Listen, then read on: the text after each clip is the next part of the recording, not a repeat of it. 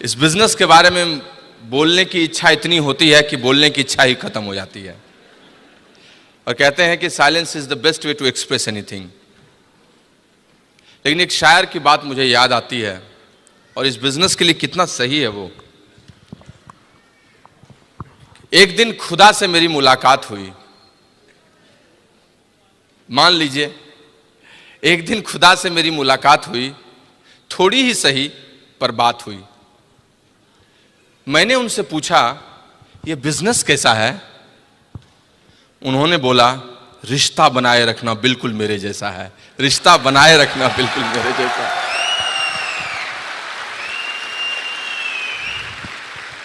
दोस्त, कहां कहां से उठ के लोग इस बिजनेस में आ जाते हैं और इस बिजनेस में एक बार मिल जाते हैं और इसकी संगत में रंग जाते हैं तो बिजनेस और इनमें कोई फर्क ही नहीं रह जाता, दोनों एक जैसे हो जाते हैं। लाली तेरे लाल की जित देखो तित लाल, लाली देखन मैं गई मैं भी हो गई लाल। This is all about I can say about this business. You can't discriminate a successful person and the pulses of this business. Amway और ब्रिट वर्ल्डवाइड का जो कॉम्बिनेशन है, उस कॉम्बिनेशन की संगत और एक सक्सेसफुल पर्सनैलिटी जो इस बिजनेस में है, आप इस दोनों चीजों को डिस्क्रिमिनेट नहीं कर सकते, अलग नहीं कर सकते। That's why I always be excited about this business. बहुत ज्यादा बुद्धिमान होने के बाद आदमी तर्कों के जाल में घुस जाता है, लेकिन अगर उसको मौलिक ज्ञान, फंडामेंटल नॉलेज, इसको विजडम कहते हैं, वो आ जाए तो इसके अंदर जाता चला जाता है, घुसता चला जाता है, गहरे पानी में और पैठ लगाता है। और जब से मैंने इस बिजनेस के बारे में ठीक से समझा दोस्त, पीछे मुड़कर कभी नहीं देखा। यात्रा जारी है, लगातार जारी है, लेकिन पीछे मुड़ने की कोई बात नहीं है। सच बताता हूं आपको, I am so excited about today's function, specially आज जो हमारा रिकॉग्निशन हो रहा है फाउंडर डायमंडशिप के बारे में। आई मीन इस सीजन में कई जगह रिकॉग्निशन हो रहे हैं। ब्रह्मपुत्र नदी के किनारे गुवाहाटी में मेरा ऑलरेडी रिकॉग्निशन हो चुका है, गंगा के किनारे पटना में भी होना है 29 को, लेकिन यमुना के किनारे दिल्ली की कुछ और ही बात है। मैं आपको बताता हूं, चाहे कुछ भी कर ले कोई राजनीति में, लाल किले में जब तक खड़ा नहीं होता है राजनीति पूर्ण नहीं होती है। I am telling you. सबको दिल्ली आकर ही यहां पर अपने नेतृत्व के शिखर पे जाना पड़ा है। So I am proud and privilege that I am in front of you people and I am recognised on Delhi stage. I am telling you, God bless all these Britt staffs and everybody. मैं ईश्वर का धन्यवाद करता हूं हमेशा, और कुछ भी बातचीत करूं उसके पहले उनको कहे बगैर रह नहीं सकता, क्योंकि राई को पर्वत कर देते हैं और पर्वत को क्षण में राई कर देते हैं। किसको कहां पहुंचा देते हैं, यह सब उन्हीं की कहानी है। उनके बारे में तो बात करने में एक सेशन ही अलग हो जाएगा। सबसे पहले उनको धन्यवाद, जिन्होंने, अनुराग कह रहे थे 84 लाख योनि में ये योनि दी, तो उनको सबसे पहले धन्यवाद जिन्होंने स्वस्थ शरीर सन्मति दिया, इस आर्यावर्त में भारतवर्ष, अखंड भारतवर्ष में जन्म दिया, पैदा किया और इतना स्वस्थ सब कुछ दिया ताकि कुछ कर सके। I am so blessed. I mean the blessings always comes from. एक जोरदार ताली दीजिए ऊपर वाले उस ईश्वर के लिए।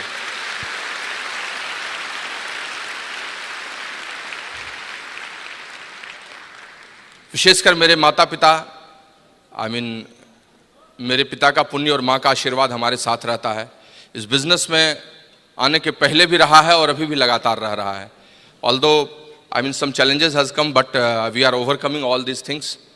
मैं आपको सच बता सकता हूं कि उनकी शक्ति अगर पीछे से प्रेरणा में नहीं रहे तो कुछ नहीं हो सकता है। और जो लोग माँ बाप के लिए अच्छा नहीं सोचते हैं, जिंदगी उनके लिए अच्छा कभी नहीं सोच पाती है। I am frankly speaking to you, so you always pray to your parents. I am personally obliged to my all line of sponsorship, जिन लोगों ने आई मीन फ्रॉम स्क्रैच, जो शुरुआत से लेकर ऊपर तक वैल्यू एडिशन मुझ में किया है।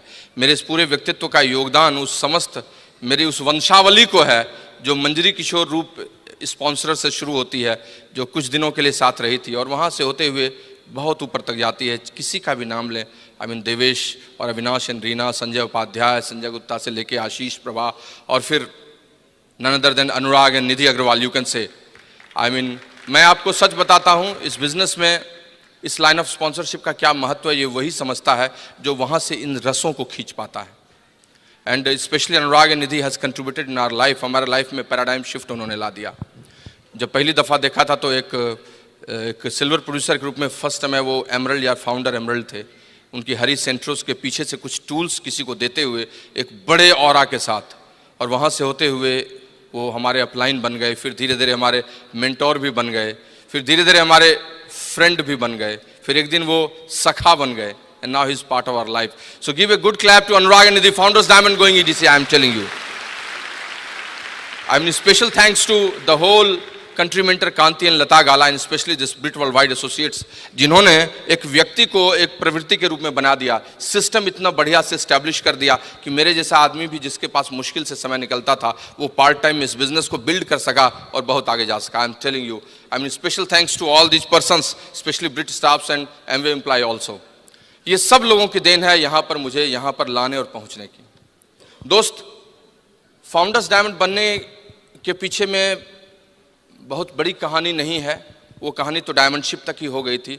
लेकिन अगर संक्षेप में बोलना चाहूँ तो क्या बोलूँ, वक्त कम होने पर क्या बोलूँ.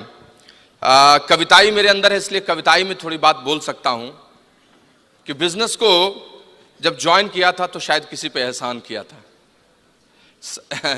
मंजरी को कहा था कि उससे मोबाइल खरीद लो और कर लो, क्योंकि एक स्ट्रॉन्ग बैकग्राउंड के साथ कहीं नौकरी कर रहा था. बिजनेस को जब ज्वाइन किया था तो शायद किसी पे एहसान किया था, न जाने कितनी बार जाने अनजाने में अपने अपलायंस का अपमान भी किया था. सिल्वर, गोल्ड और प्लैटिनम मेरे जोश का मौसम था. I was very much excited. Silver, gold और प्लैटिनम मेरे जोश का मौसम था. अगर सच बोलूं तो अकेले भी मुझ में बहुत दम था, अकेले भी बहुत सारी चीज कर रहा था. रूबी, सफायर और एमरल्ड जश्न की कहानी थी. बिजनेस मजबूत हो गया, ये उसकी निशानी थी. लेकिन दोस्त, डायमंडशिप शिखर पर पहुंचने की कहानी थी. जिसके लिए लोग सपनों का महल बनाते हैं, उसके अंदर हकीकत में पहुंचने की बात थी. और अगर फाउंडर्स डायमंडशिप की बात करूं तो ये बुनियाद कितनी मजबूत है, ये उसका उदाहरण है. अगर डायमंडशिप इस व्यवसाय में क्रांति है तो फाउंडर डायमंडशिप उस सफलता के बाद की शांति है. I can say you that's the true peace, you can say. नाम प्रियमवत सुनीता, बिहार में पैदा हुआ, भागलपुर में पढ़ा लिखा, बेगूसराय मौलिक जिला था जहां जन्म लिया. पिता प्रोफेसर थे, 4 भाई 2 बहन, कहानी आप जानते हैं. बचपन से ही खेलने और सपने देखने दोनों के में मजा बहुत आता था. पढ़ाई सिर्फ इसलिए कहता था क्योंकि एक मजबूरी थी. माँ का मार और त्वचा मेरी थोड़ी संवेदनशील थी, फेल न हो जाऊं, पीछे न हो जाऊं, इसका डर था, इसीलिए पढ़ाई की. खूब अच्छी पढ़ाई की, इंजीनियरिंग में गया, +2 किया, उसके बाद इंजीनियरिंग का 4 साल बहुत मस्ती किया.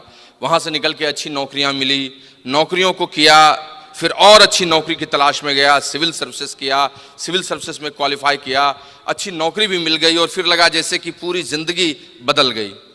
लेकिन दोस्त, ऐसा कुछ नहीं हुआ. औसत मध्यवर्गीय जिंदगी की तलाश औसत मध्यवर्गीय जिंदगी में ही छिप जाती है. हम भी 3-4 वर्षों में समझ गए कि जिस ट्रेन पे चढ़ा हूं उसकी रफ्तार 120 किलोमीटर पर आवर है और 250 किलोमीटर पर आवर या 50 किलोमीटर 500 किलोमीटर पर आवर से ये ट्रेन चल नहीं सकती है. तो इस ट्रेन से जितने देर में सफ़र पूरा किया जा सकता है वहीं तक जा पाऊंगा, चाहे ट्रेन में बैठे रहूं, सोऊं या खूब दौड़ूं. और जिस दिन ये बात समझ में आ गई, अंदर से मन उदास हो गया. लेकिन और क्या करता, best of the best education किया ही था, best of the best job लिया ही था. विकल्प कुछ समझ में नहीं आता था. उदारीकरण का ऐसा माहौल नहीं था, बिहार में ऐसा वातावरण नहीं था. और सिवाय इसके कि अपनी नौकरी में ही अपने आप को समझा के रहूं, छोटे छोटे ताजमहल को खोजूं, बड़े ताजमहल देखने के बदले सारी चीज़ों को छोटा कर लूं और अपनी ज़िंदगी में यही समझूं कि इतना भी कोई कुछ कैसे कर पाता है. बस इसी में अपने आप को बंद कर लिया था. दोस्त, जिंदगी हाँफ रही थी, भाग रही थी, लेकिन जिंदगी को कोई उत्तर देने वाला नहीं था. और इसी बीच में एक लड़की आती है, रविवार को प्लान दिखाती है, बिजनेस में आता हूँ, एक बड़े फंक्शन सेमिनार में जाता हूँ, पैराडाइम शिफ्ट हो जाता है, चीज़ें बदल जाती हैं और फिर गंभीर सीरियस हो जाता हूँ इस बिजनेस में. दोस्त, एक शब्द है जिसको कहते हैं देखना और एक दूसरा शब्द है जिसको कहते हैं दृष्टि, विजन. देखता बहुत है लोग, लेकिन दृष्टि बहुत कम लोगों के पास होती है. और दृष्टि जिस दिन आदमी को मिल जाती है, आदमी उसी दिन से निर्णय लेता है किसी चीज के बारे में.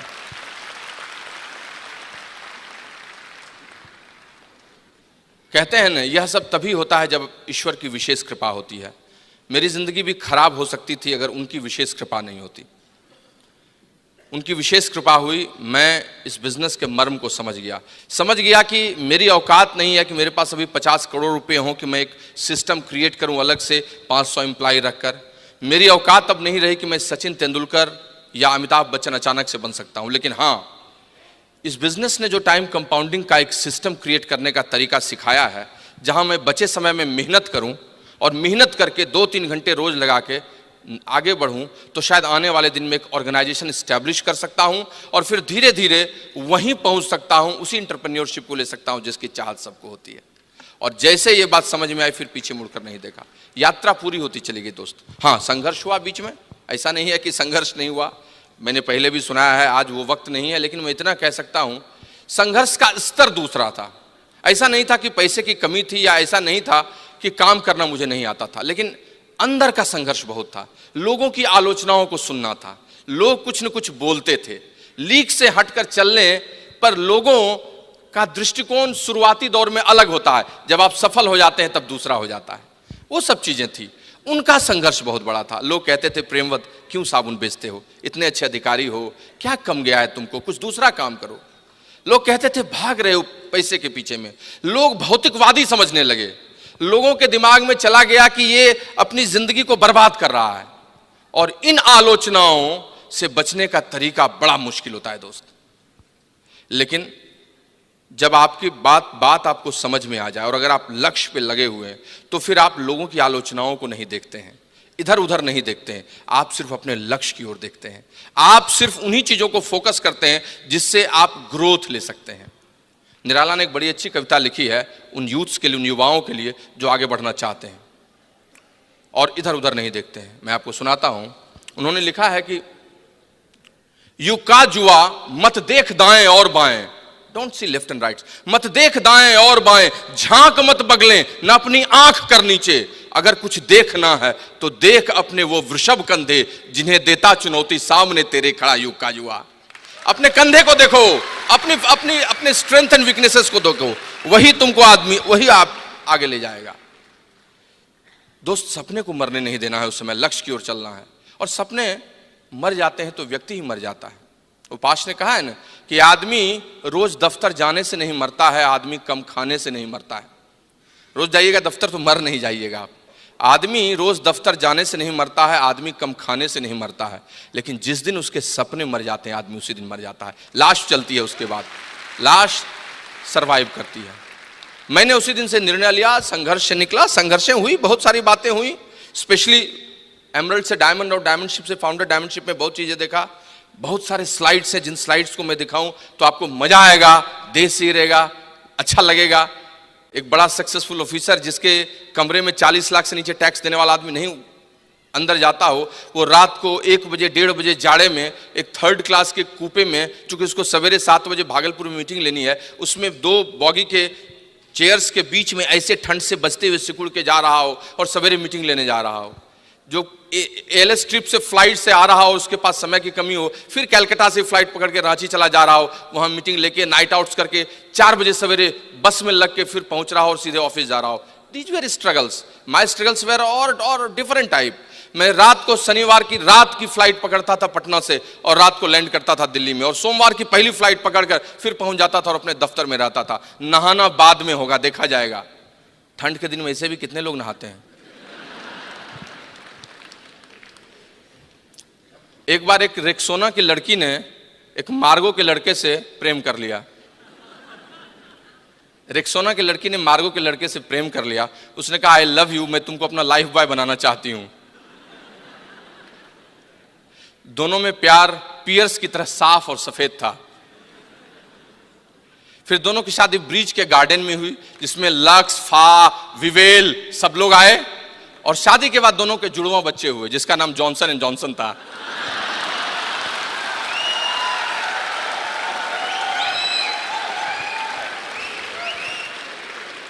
लेकिन आप ताली मत बजाओ, ये सब मैंने इसलिए कहा कि मार्केट में बहुत सारे साबुन है, आप ठीक से नहाओ, ठंड का मौसम है। तो नहाना थोड़ा कम भी हो जाए, लेकिन संघर्ष का समय निकल जाए, वो बहुत बढ़िया था। दोस्त, संघर्षों का स्तर अलग अलग होता है, किसी को पैसे कम है, किसी को समय कम है, किसी का संघर्ष दूसरे ढंग का है। हमने भी संघर्ष देखा और संघर्ष से निकलते चले गए। जिंदगी ठहरी नहीं, काम करते रहे, काम करते रहे, काम करते रहे। बहुत बड़ी टीम हुई, फिर डायमंड क्वालिफिकेशन में गए। उस समय 60 किलोमीटर दूर ट्रांसफर था, उसमें भी काम करते गए। और दोस्त, महत्वपूर्ण यह होता ही नहीं है कि आपको कहाँ पहुंचा दिया गया है, महत्वपूर्ण यह है कि आप तन मन धन से इस बिजनेस के क्वालिफिकेशंस के लिए लगे हुए नहीं। You will not believe it, 8:30 बजे मैं अपनी गाड़ी से निकलता था 10:05 में ऑफिस पहुंचने के लिए, और जिस रास्ते में जाता था उस रास्ते में कई लोग जाने लगे। उसी आरा से 4000 पीवी मेरी छठी लेग में निकली थी। आज तो उस लेग से बहुत सारी चीज निकल रही।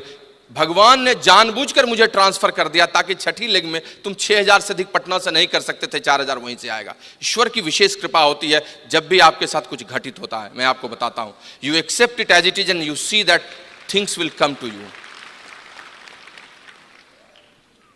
आपका हर प्रयास बेकार कभी जाएगा भी नहीं, कभी यहां से कभी वहां से चीजें मिलेंगी और चीज बदलती चली जाएगी। व्हेन वी बिकेम डायमंड, चीजें बदल गई, ऐसी बदली कि हम आपको बता नहीं सकते। नज़ारा ही बदल गया, बिहार का नज़ारा बदल गया, झारखंड का नज़ारा बदल गया। मोमेंटम इतना आने लगा कि कोई महीना नहीं था जिस महीने हम 3-4 प्लेटिनम्स नहीं गिरने लगे। हम लोग तो स्तब्ध थे, कभी 10,000 पीवी को तरसते थे, आज टोकरी में पिन बरसते हैं। The only difference is that. कैसे ये बदल गया, सब कुछ बदलता चला गया और फिर चीज़ें बदलने लगेंगी, कंसोलिडेशन होने लगे, जिंदगी का नज़रिया बदल गया, हम लोग सक्सेसफुल लगने लगे, फिर फाइनेंस बहुत बदल गया, पैसे का स्तर बदल गया, जीवन बदल गया, चरित्र बदल गया, व्यक्तित्व बदल गया, घर बदल गया, गाड़ी बदल गई, सब कुछ होने लगा। ये सब कुछ इसी का साइड इफेक्ट्स था। मैं आपको बता नहीं सकता हूं कितनी अच्छी जिंदगी हो गई उसके बाद। मैं बहुत ही शेयर नहीं कर सकता बिकॉज ब्रिट ने मुझे कुछ टॉपिक्स भी दे दिया है बोलने के लिए। सो मैं आपको सिर्फ इतना बता सकता हूं कि दोस्त, एक संपूर्ण व्यक्तित्व के लिए 3 चीजें बहुत जरूरी होती हैं जो आपके चरित्र का निर्माण करती हैं। आपका वर्क एथिक्स, आपकी पर्सनैलिटी जिसमें एक्सटर्नल इंटरनल दोनों है, और सबसे अधिक आपका कंडक्ट और एटीट्यूड जो होती है। इस तीनों को मिलाकर एक सुंदर व्यक्तित्व का निर्माण होता है। इस बिजनेस ने मेरे चरित्र को भी बदल दिया, मेरी कार्य क्षमता को बदल दिया, वर्क एथिक्स को बदल दिया, और मेरे यू कैन से दैट जो सोच का नजरिया था, एटीट्यूड और कंडक्ट, उसको भी बदल दिया। और ये सब यहीं से हुआ दोस्त, सब यहीं से हुआ। आज हम मस्ती करते हैं, घूमते हैं, क्या एलएस ट्रिप की कहानी सुनाएं और क्या घूमने की बात करें, वो सब बात करने में मुझे बहुत मजा आता है। And I will say that जिंदगी इतनी अच्छी हो गई कि हम आपको बता नहीं सकते। पिछले साल जब हम लोग फाउंडर डायमंडशिप ट्रैक कर रहे थे तो सुनीता की बड़ी इच्छा थी कि प्रेमवत तुम थोड़ा मेहनत करो तो तुम इस बार फाउंडरशिप चले जाओगे। मैंने थोड़ा जोर लगाया, नीचे में दिन और भोर लगाया और सबके अंदर में एक नया पलीता डाला, चीजें बदलती चली गई। विद गॉड्स ब्लेसिंग अभी we are just sitting on exploding business. We cannot forecast how many platinums are coming from September. Every month new platinums, new qualification has been started. और ऐसा माहौल हो गया है कि जिसकी कल्पना हम नहीं कर सकते। सब ऊपर वाले की कृपया, इस ब्रिट वर्ल्डवाइड का एसोसिएट और ये सारे लाइन ऑफ स्पॉन्सरशिप का कमाल है। मैं आपको बता नहीं सकता। Yesterday night I had coffee with my upline Avinash ji and I was talking so much things for 1.5 hour. We were staying in Dwarka और वही बोल रहे थे कि एक समय था जब 15% पर थे तो कैसे बात करते थे, एक समय था जब फाउंडर्स प्लेटिनम जा रहे थे तो अनुराग जी कैसे ड्रीम बिल्ड करते थे, और एक समय है जब इन सब चीज़ों को सुनाने के लिए, आपका रिस्पेक्ट पाने के लिए कैसे काम करते हैं। God is great and he has given such good business. हम आपको बता नहीं सकते हैं आज जीवन कितना बदल गया। अगर कहानी बताऊँ तो एक ट्रिप में इतना मज़ा है कि हम आपको बता नहीं सकते हैं।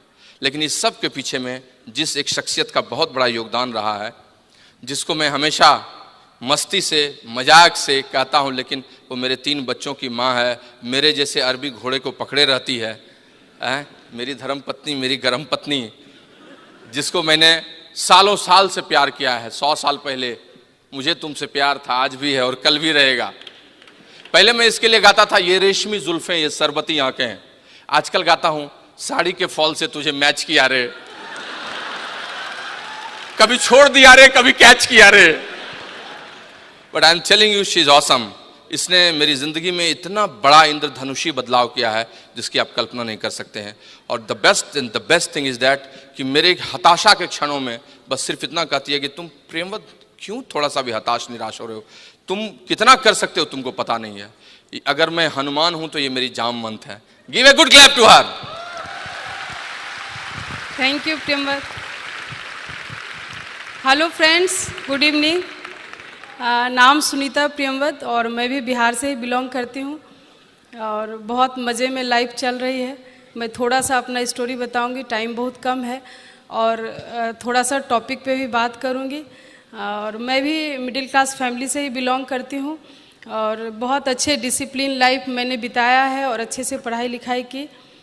और पहले प्रियमवत फ्रेंड्स थे, बाद में मेरे जीवन साथी हो गए और लग रहा था कि सब कुछ मिल गया, क्योंकि बचपन से मैं बहुत ड्रीमर तो नहीं थी, ऐसा नहीं लगता है अभी भी मुझे, बट समझदार ज़रूर थी। लगता था एक लाइफ पार्टनर बहुत अच्छा इंसान होना चाहिए, उसके बाद सारे ड्रीम्स खुद निकलने लगते हैं और पूरे हो जाते हैं। तो प्रियमवत के रूप में मुझे मिला, सब कुछ मिल गया। और जब प्रियमवत बहुत बड़े ऑफिसर थे एक टाइम में, मैं उनकी वाइफ थी, तो लग रहा था कि उसमें और ऐड हो गया। लग रहा था बहुत ही खूबसूरत लाइफ और मुझे जो चाहिए, मैं जो चाहूँगी सब मुझे मिलेगा। और इस तरह से मेरी लाइफ शुरू हुई और लग रहा था कि अब चलेगी इसी तरह life. But in the mean time ये बिज़नेस आया मेरे लाइफ में। मैं फर्स्ट डे इस बिज़नेस को नहीं देखी थी, बट प्रियमवत का एक्साइटमेंट इतना ज़्यादा था कि बिज़नेस करने के लिए मैं मजबूर हो गई। और मैं तो यही बोलूँगी कि जिस दिन बिज़नेस में नहीं समझी उस दिन भी बिज़नेस को किया और बिज़नेस करते करते मैं बहुत जल्दी सिल्वर गई, सब कोई कहानी जानते हैं। और तब मैं बिज़नेस में सीरियस हुई और तब से अभी तक मैं मुड़ के नहीं देखी, क्योंकि ये बिज़नेस का कुछ चीज़ है शायद मेरे में पहले से था और इसके फीचर मुझे बहुत पसंद आते थे और मैंने बहुत मन से इस बिज़नेस को बिल्ड किया। और बिज़नेस शुरुआत में जब बिल्ड करता है कोई भी लोग, तो मुझे नहीं पता था कि इतना अच्छा इसका रिजल्ट होगा। और सारे पिन आए मेरे पास और एक टाइम आया जब हम लोगों ने डिसाइड किया कि अब हम लोग को डायमंड जाना चाहिए।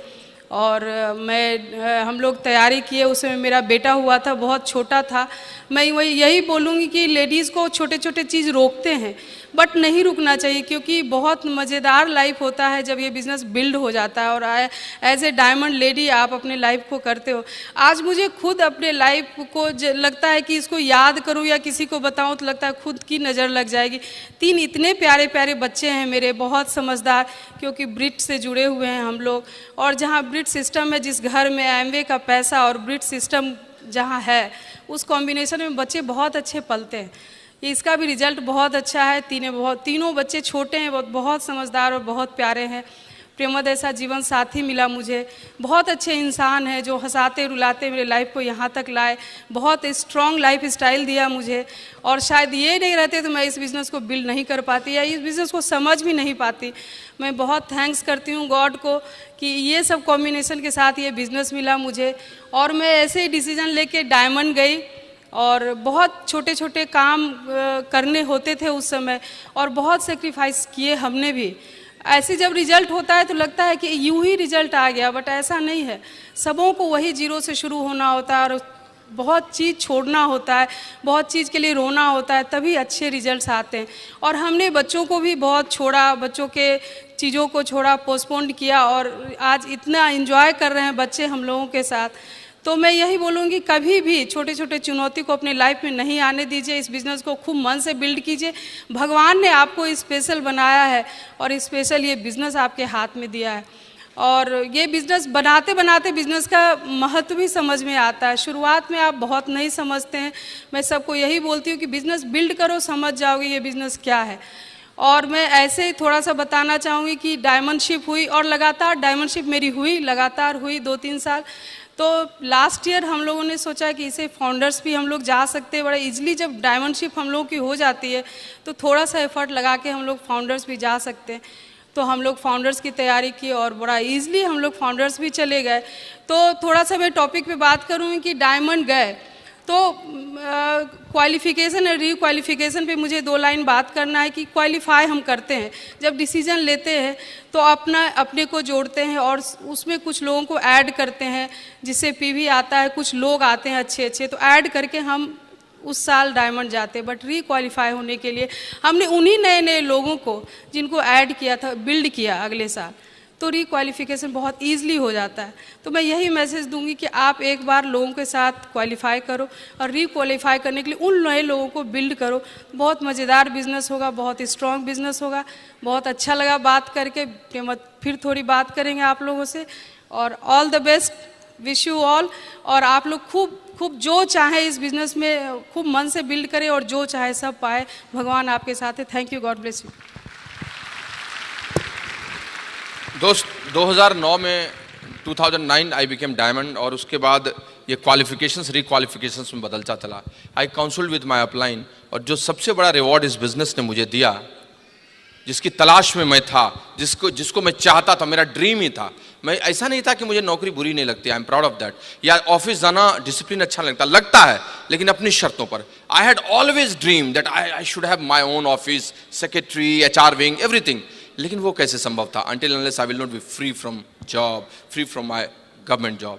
और दोस्त 2011 में वो समय आया जब सच्ची में आज़ादी मिली। इस बिजनेस का जो ट्रू अकॉम्प्लिशमेंट है that I took in March 2011, जब हमारे अपलाइन ने कहा कि your all legs are done and everything is going ahead, now you can take.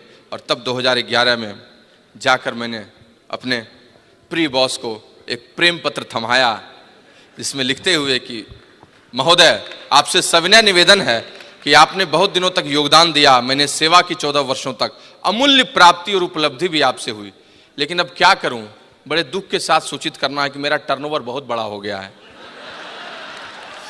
Business में बहुत प्लैटिनम्स, एमरल्ड्स हो गए हैं, और अब वक्त है जब मैं आपसे विदा लूं। कृपया कारण नहीं पूछिएगा, लेकिन अगर उत्सुकता बनी रहे तो 11 बजे रविवार को रविंद्र भवन में ओपन मीटिंग में आ जाइएगा।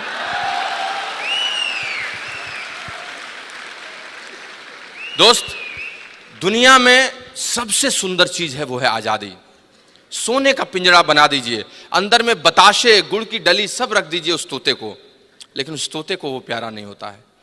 गोपाल सिंह नेपाली ने एक बड़ी अच्छी पंक्ति लिखी थी कि नीड़ न दो चाहे टहनी दो, आश्रय छिन्न भिन्न कर डालो। तुम मुझे घोंसला भी मत दो, मेरा शेल्टर भी हटा दो, मैं टहनी पे रह लूंगा।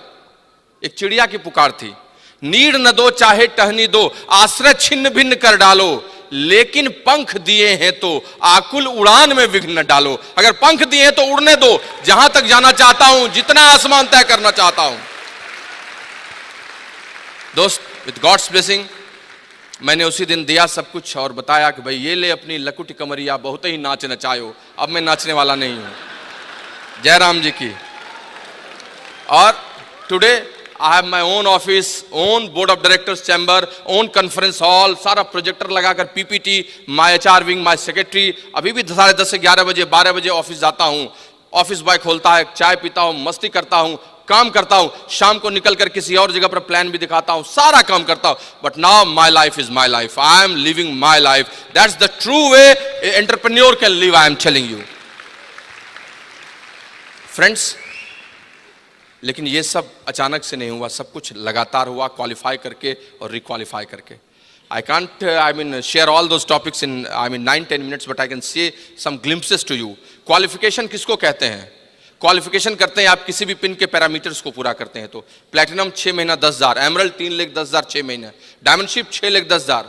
लेकिन क्या इसी को क्वालिफिकेशन कहते हैं? नहीं। क्वालिफिकेशन का मतलब किसी के लिए होता है ईयर ऑफ हंगर, भूख का वर्ष। क्वालिफाई किसी साल वही करता है जिसके लिए वो साल भूख का साल होता है, ईयर ऑफ हंगर होता है। क्या आपका है? आप क्वालिफाई कर जाइएगा। उसको करने के लिए एक डीपीआर बनाइए, डिटेल प्रोजेक्ट रिपोर्ट बनाइए, फुल थ्रॉटल एक्शन कीजिए और पीछे से बैकअप भी रखिए, कहीं ये गड़बड़ हुआ तो ये नहीं, तब आप उस साल क्वालिफाई कर जाइएगा। What about रिक्वालिफिकेशन? रिक्वालिफिकेशन किसको कहते हैं? वही काम फिर से कर डालिए, 10,000 पीवी फिर से 6 महीने अगले साल कर डालिए। लेकिन क्या यही रिक्वालिफिकेशन का मतलब होता है? ये तो सरफेस का मतलब है, ऊपर का मतलब है, अंदर का कुछ और मतलब है। अंदर का मतलब है फिक्सिंग योर बिजनेस वॉल्यूम। ये दूसरा लेयर है रिक्वालिफिकेशन का। अगर आप बिजनेस वॉल्यूम को फिक्स करने में सक्सेसफुल हो जाते हैं तो आप रिक्वालिफाई हमेशा करते हैं। लेकिन क्या यहीं तक बात खत्म हो जाती? नहीं, तीसरा लेयर भी है। तीसरा लेयर क्या है? तीसरा लेयर है if you are creating new leadership then you will always requalify. सच्चा अर्थ है कि आपके ग्रुप में नीचे क्रिएट हो रहे हैं नए नए लीडरशिप, ब्रेकिंग न्यू पिंस हो रहे हैं, तो आप रिक्वालिफाई कीजिएगा। और इसीलिए रिक्वालिफाई को मेंटेनेंस मत समझिए, बहुत गलत शब्द है। रिक्वालिफाई का मतलब ग्रोथ है, इट इज नॉट मेंटेनेंस। रिक्वालिफाई वही करता है जो ग्रो करता है। रिक्वालिफाई वही करता है जो नीचे के 12-15 को फिर से न्यू प्लैटिनम्स में बदलता है। किसी की लेग प्लैटिनम लेग तभी हो सकती है जब अगले साल उसके नीचे कोई एक नया प्लैटिनम ले जाए। कैसे ये संभव है? कैसे हम कर सकते हैं? कैसे कोई आदमी क्वालिफाई से रिक्वालिफाई हमेशा करता है? हमारे न्यूट्रलाइट में इसके बारे में बताया गया है, which we should understand, I am telling you. एक शब्द है जिसका नाम है हेल्थ, और एक शब्द है जिसका नाम है ऑप्टिमल हेल्थ। हेल्थ समझते हैं किसको कहते हैं, और ऑप्टिमल हेल्थ भी आप समझते हैं न्यूट्रलाइट के थ्रू। ऑप्टिमल हेल्थ के 4 पिलर्स होते हैं। हेल्थ मतलब अच्छा, ठीक ठाक सब कुछ है, चल रहा है बढ़िया, लेकिन ऑप्टिमल हेल्थ, हेल्थ का, स्वास्थ्य का सर्वश्रेष्ठ रूप है, वही कहलाता है ऑप्टिमल हेल्थ। जो लोग ऑप्टिमल हेल्थ अचीव करते हैं, हेल्थ उनका लगातार रिक्वालिफाई करते रहता है, कभी कोई दिक्कत नहीं आती है। ऑप्टिमल हेल्थ के क्या पैरामीटर्स हैं? Positive mental attitude, adequate exercise, proper rest and proper food supplement, food diets, ये 4 पैरामीटर्स हैं। Friends, in the same way qualification और रिक्वालिफिकेशन में भी यही डिफरेंस है। क्वालिफिकेशन, कोई आदमी क्वालिफाई कौन करता है? जो लीडर होता है, लीडरशिप होती है। और रिक्वालिफाई कौन करता है? जिसके अंदर ऑप्टिमल लीडरशिप होती है। एक है लीडरशिप, एक है ऑप्टिमल लीडरशिप, एक है लीडरशिप, एक है ऑप्टिमल लीडरशिप। और जिसके अंदर में ऑप्टिमल लीडरशिप है, ही ऑलवेज रिक्वालिफाई। क्या इसके पैरामीटर्स हैं? इसके भी 4 पैरामीटर्स हैं।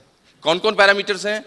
संक्षेप में, समय कम होने के चलते मैं आपको बताता हूं। The first parameter is conducive atmosphere, conducive environment. जो लोग अपने ग्रुप में कंड्यूसिव एनवायरनमेंट बनाते हैं, वो ऑप्टिमल लीडरशिप की ओर जाते हैं। The second parameter is highest order of work ethics. जिनका वर्क एथिक्स, कार्य संस्कृति बहुत अच्छी है, वो ले जाते हैं। The third parameter is attitude and conduct, सोच और आपका सही व्यवहार। And the fourth parameter is vision, vision कैसा आपका है। ये 4 पैरामीटर जो लेते हैं, ऑप्टिमल लीडरशिप उन्हीं को आती है।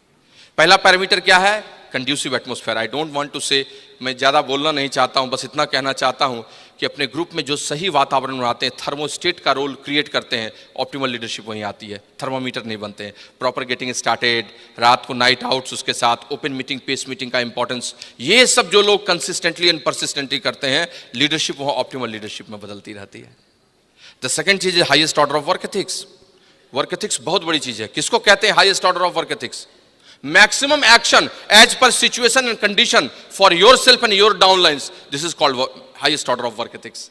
आपकी उच्च कार्य संस्कृति क्या है? जो आपकी स्थिति है और जितना आप काम कर सकते हैं, उसी में अपने लिए और अपने ग्रुप के लिए जो सबसे अधिक काम करता है, वो कहलाता है highest order of work ethics. और दोस्त, ये सबसे इंपॉर्टेंट पैरामीटर है। ये जो लोग करते चले जाते हैं, उनका बिजनेस बहुत बड़ा होता है, बहुत बड़ा होता है और बहुत बड़ा होता है। दोस्त, इस बिजनेस में बोलने से काम नहीं चलता है। लगातार क्वालिफाई करने के लिए वही करते रहना होता है।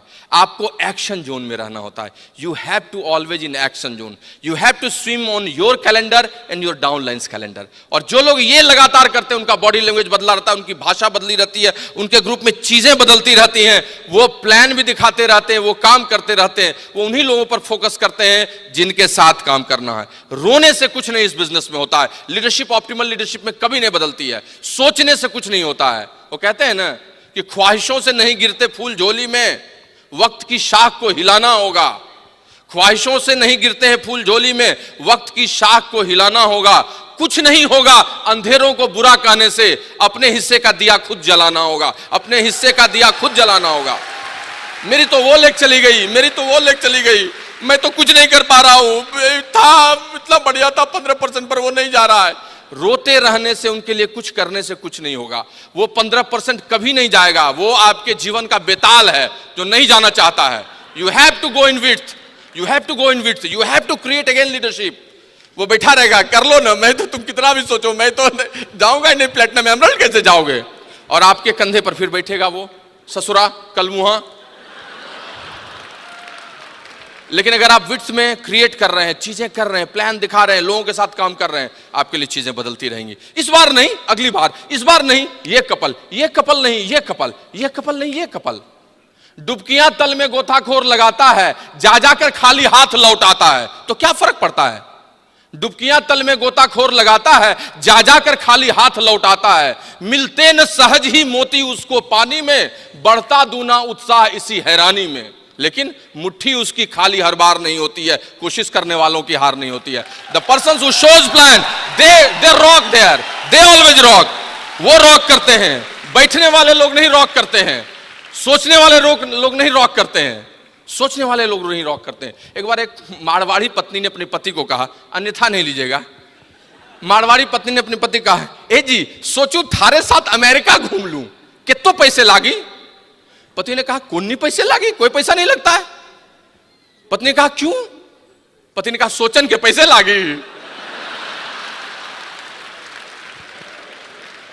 कुछ लोग सोचते हैं कि वो ईडीसी जाएंगे, सोचते हैं कि इस बार क्वालिफाई करेंगे।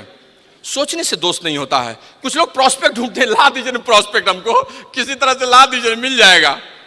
एक बार औरंगजेब ने अपने सेनापति को कहा कि दुश्मन कहां है बताओ। तो सेनापति ने कहा कि सम्राट, हम लोग मुगल हैं, गूगल नहीं, खोजेंगे नहीं। आपका अपलाइन गूगल नहीं है, खोजेगा आपके लिए। You have to go and show the plan, you have to do all this ethics, I am telling you, वही आपके लिए होगा। हमें वैसे लोगों की जरूरत नहीं है।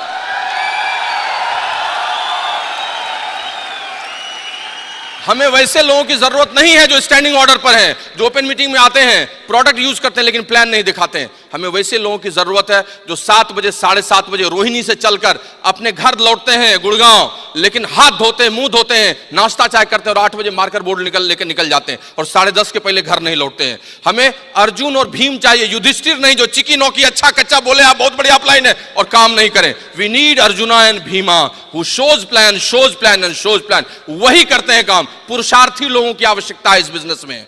हमें उनकी नहीं जो कमजोर भेड़िया बकरे की तरह मिमियाने वाले लोगों की जरूरत है। हमें उन लोगों की जरूरत है, वो काम करने वाले हैं जो थकते नहीं। दैट आई मीन टू से दोस्त, मल्टीप्लिकेशन करना होगा आपके वर्क एथिक्स का। 2 लेग प्लेटिनम है सर, क्या करें, समय नहीं मिलता है। तीसरे पे काम करना होगा, कभी वहां जाना, कभी वहां जाना, कभी वहां जाना। आपको उस तरह से काम करना होगा जैसे मल्टी गैस बर्नर होता है, जिसमें 4 चूल्हे जल रहे हैं, एक पे ये, एक पे वो, एक पे सब्जी चल रही है, उधर रोटी बन रही है, वो करना होगा। एमरल्ड के ग्रुप में जाकर टीम मीटिंग लेनी होगी, फाउंडर्स प्लेटिनम के लिए पेस लेनी होगी, तीसरे लेग में जाकर ग्रुप मीटिंग करनी होगी, 5वें 6ठे के लिए खुद प्लान दिखाना होगा, 7वें 8वें के लिए रोना होगा, लड़ना होगा, डेमो करना होगा, फिर दौड़ के वहां जाना होगा, फिर दौड़ के यहां आना होगा, फिर सेकंड में करना होगा। जैसे हर चीज में हलवाई चला रहा है दौड़ दौड़ के, वैसे 6 लेग को चलाते रहना, and then your diamond ship will come. I am telling you, that is multiplication of work ethics. The degree of success comes on impact of masses. आप मासेस पर क्या इंपैक्ट डालते हैं, आपके सक्सेस की डिग्री उसी से आती है। And friends, I am telling you, आपको इन चीजों को समझना होगा। कितनी लेग्स बैठी हुई है, कितनी लेग्स पे आप काम कर रहे हैं। These are going to categorise your strength and weakness. अपने 9% को निकालिए अदर से, वीक लेग्स में घुसिए, डेली मॉनिटरिंग कीजिए। If you want to go founders, सितंबर, अक्टूबर, नवंबर, दिसंबर को लॉक कीजिए 4 महीना लगातार, then you will see the consequences of your business. I am telling you, that's give you the real result.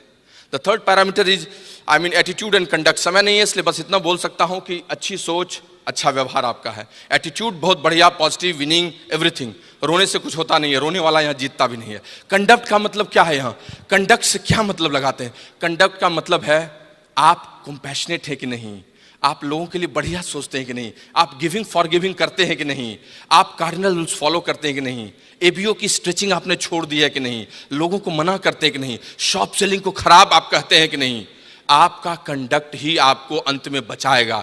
मैं आपको बोलता हूं, शिखर पर आदमी अकेला होता है, जिग जैगलर से सी ऑन टॉप। शिखर पर आदमी अकेला होता है और बहुत सारी नेगेटिविटी होती है। अपने कंडक्ट से आदमी सिर्फ उस नेगेटिविटी को काटते रहे तो उसका बिजनेस उसी रफ्तार से चलता रहेगा। ऑप्टिमल लीडरशिप तभी आती है। And the last but not least, that is vision.